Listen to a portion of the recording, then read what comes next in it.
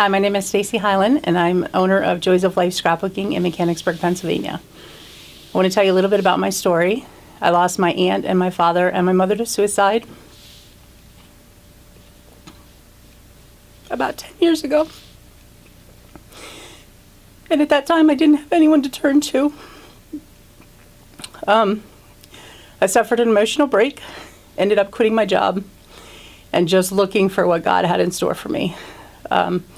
I kept saying, what do you want me to do with this? What do you want me to do with this, Lord? And my faith is really what got me through that time period.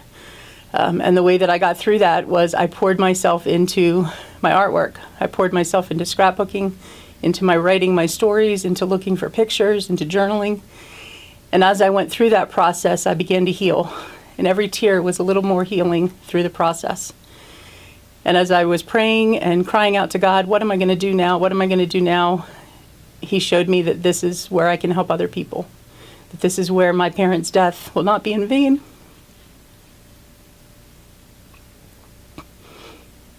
So I began to open my scrapbook store. It was the easiest process I've ever done. It was right at the turn of the economy when it was the craziest thing anyone could have done. And he just opened the way. And in 3 months, I had my store opened. Everything was ready to go. And this building, this place, has become a sanctuary for so many women and men that need someone to listen to.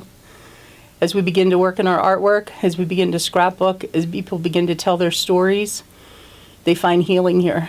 They find community. They find that they're not alone.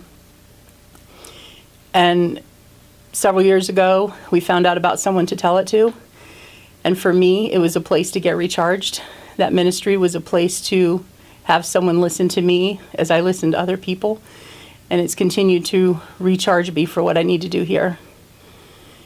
It is so amazing to watch the people that come here that just come to scrapbook, that to make a card, to do some artwork, and to watch them begin to use certain colors. You know, if they come in and they're in a bad mood, they're coming in and they're starting with darker colors. And as they work and as they do their artwork, you can see the emotions coming out. They sit and talk, they tell their stories, and they don't even know that they're having someone listen to them sometimes. And I just find that it's such a place of community and connection. This movement of listening to people has changed my life. It's changed my life because now there's people that listen to me. And it's changed my life to allow others to know that this is a safe place. This is a place where they can come if they just had a bad day at work and they need to stop on the way home and just vent for 10 minutes. It's a place that they can come and listen to other people. People have formed friendships from being here. It's a safe place. And that's the one thing that I can say from all the bad that has happened in my life, that God has used it for good. Everyone needs someone to tell it to. And their ministry and this ministry here is making a difference in people's lives. And we need to all just slow down and listen to other people. So one of the things that we like to offer here, we have a variety of classes and workshops. There's times that people can just come in and work on their own stuff. You know, if they're working through family scrapbooks and remembering things that have happened. Another thing that we do is a class that we call Creative Healing. And what we found with that is it's an art class, art journaling class, where it allows people to come in, and it's a small group of people. We keep it small. They can decide if they want to talk about their situation or not. But we really target people that have been through extreme loss or trauma through that.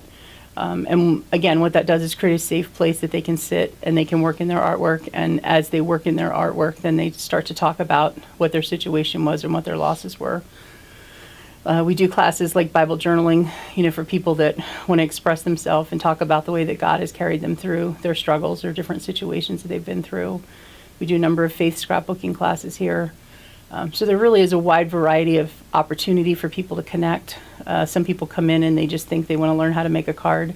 And before they know it, then they come back and they see other people that they know. And then all of a sudden they have a friend group that they didn't have before. It's really important to provide that place of listening for people. And again, through their artwork and their sitting, and, you know, if we're here for a full day situation, people will sit and crop for 10 hours. And obviously after 10 hours, you're going to be talking to the people at your table. So it's a great place of just feeling connected. We've had a number of customers that have been customers for years, and we'll just walk in one day. We had a lady yesterday that walked in, and her husband have both just been diagnosed with cancer. And she's been raising her grandkids for the last 4 years. Her daughter died of cancer 7 years ago. So it may take time for them to open up. It may take time to build those relationships, but this is still a safe place. And they know that when push comes to shove, they can come here as a safe place. And that's what I want to provide. This is more than a store to me. It's my ministry. So one of the things that I find people ask me is, why do I keep doing this? Where do I get the strength to keep doing this? And the thing that I tell them is that healing is a long-term process. It's never over. It's never, my dad's been gone 13 years. It never stops hurting.